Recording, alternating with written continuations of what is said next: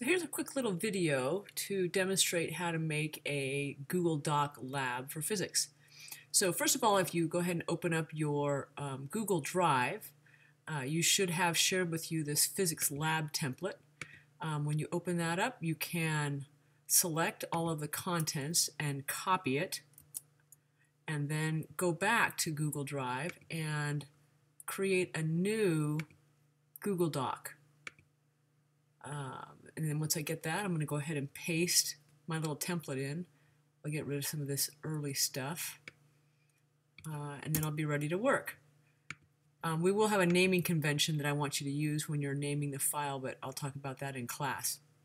Okay, so you have your generic lab template, and you have some data that you want to put into your lab. You've already taken the data in your lab, now you're building your document. So I have a little demo set up with some lab data, and this would be from a physics optics lab where you're measuring d sub 0, which is the object distance from a lens, and image distance from a lens, so d sub I and d sub O. These are measured in meters, and we've got the data recorded. So what we want to do is, first of all, using this data that we've already collected, we want to come up with the inverse of d sub O, 1 over the object distance.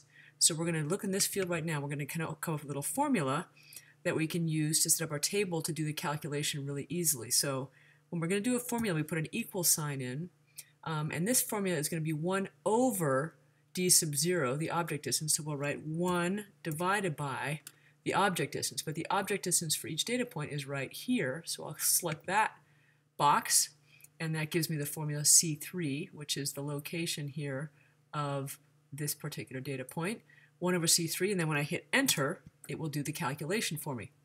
Now I want the same formula over here for 1 over d sub I, so I'll say equals 1 divided by d sub I.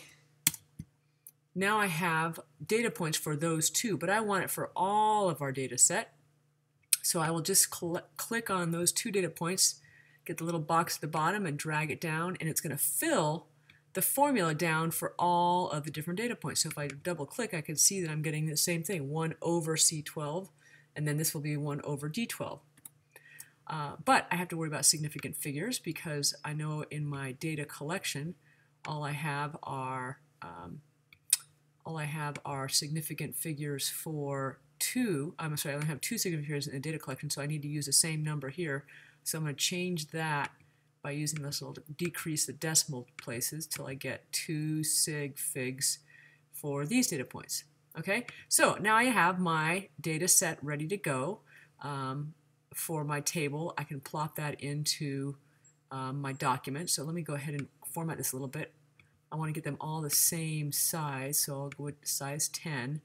And this is a table, so I might want to make it format kind of nicely, so I might select this one. So now it's kind of formatted nice. So I'll go ahead and copy the whole thing. So I just copied it.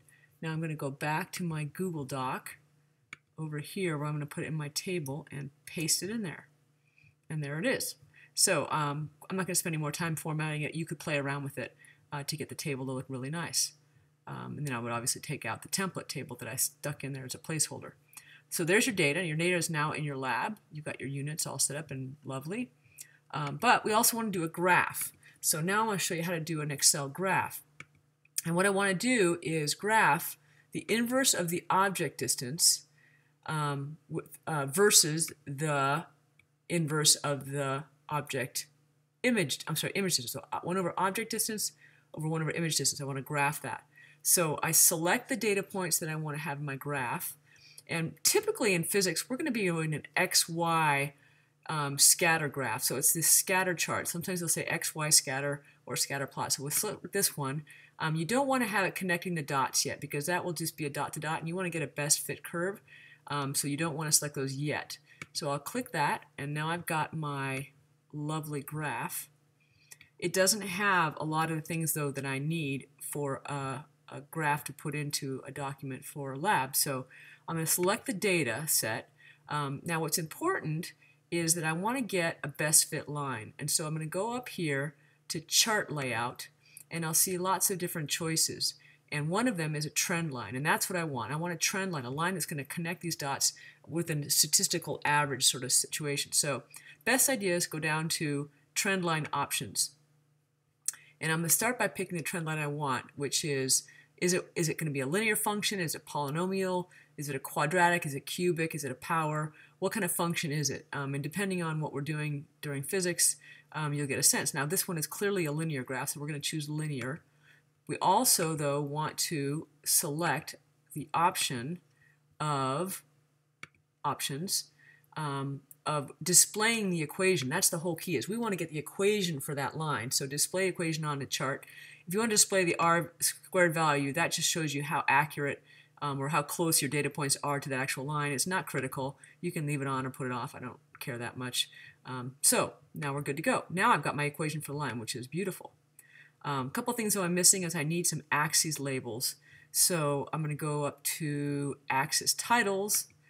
Horizontal axis, I want to put it below, and then the vertical axis, I want to put it alongside. I like to rotate it, it looks better. And then I need to have a title for my graph, and so I'll call this inverse object distance versus image distance. I should say inverse of the image difference. Okay, and I might want to make that a little bit smaller. Okay, move it around, get it in the right place. Go. All right. This series data, this doesn't interest me, so I'm just going to get rid of it. That expands my line a little bit, which is fine. My title I do need to have. In your titles, remember you want to label what it is you have going on there. I don't want to do that. I just want to change the copy that's in there. So this is going to be the object. This is going to be 1 over the image, inverse of image distance. And the units, always put the units, which is 1 over meters. And then your title here is going to be inverse of object distance, also in 1 over meters. Oop. Okay. All right. So there's my graph. Pretty quick and easy. Now, I found that if I tried to copy the Excel chart, this graph, and drop it right into Google Docs, it sometimes gives me some problems. So it may or may not work. I'm going to try it right now to see if it works, and if it's not, I'm going to show you a trick. And I paste it in there, and it didn't work. It's giving me a little spin around thing. So I will forget that. I'll dismiss this. I'm going to go back to Excel, and I'll show you how you deal with that. So if you will control-click with a Mac or right-click with a PC, and you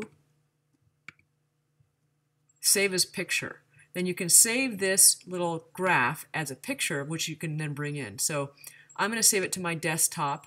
I'm going to call it labgraph.png. That's the format of the file. And I'm going to import that in. So I'll save it as a little picture. And then I'm going to go back to my Google Doc, and I'm going to bring it in. And I bring it in by going to Insert, Insert Image, choose my image to upload. I'm going to go find it on my desktop, lab graph, bring it in, and there it is. Too big. So I shrink it down to fit a little bit. You can put it in a fixed position or in line with text. You can play around with that, whatever tends to work for your lab report. And I'm not so particular on the formatting being beautiful. Google Docs is really great at building a collaborative document. It's not that great at having a beautifully formatted document. That's okay. I just like the idea of you guys working together. But it has all the features that I'm looking for. It has a best fit line. It has the equation for the line. And by the way, interestingly, in this lab, the y-intercept 9.3 represents the focal length of the particular lens from this lab. And that's something you'll be looking for if you're doing this lab. And then we have our axes labeled, including units. Nice little data chart. Now let me show you one little trick that you can do. I did all of that formatting by hand for the chart, but there's actually a quick way to do it if you want. Again, you select your data and you pick your scatter chart, and there it is. But then you can also look over here where you have these quick chart layouts, and with the PC they're in a different place, but you can look at those and kind of get the closest one. And so just by clicking that, it automatically brought up my axes titles, and it gave me an equation for the line. And anyway, it got me really close to what I actually want without me having to do a lot of work, so I can get rid of that. So that's kind of a little quicker way to do it if you want. So there's some pre-formatted chart layouts that will allow you to do it quickly. And that concludes our little demonstration.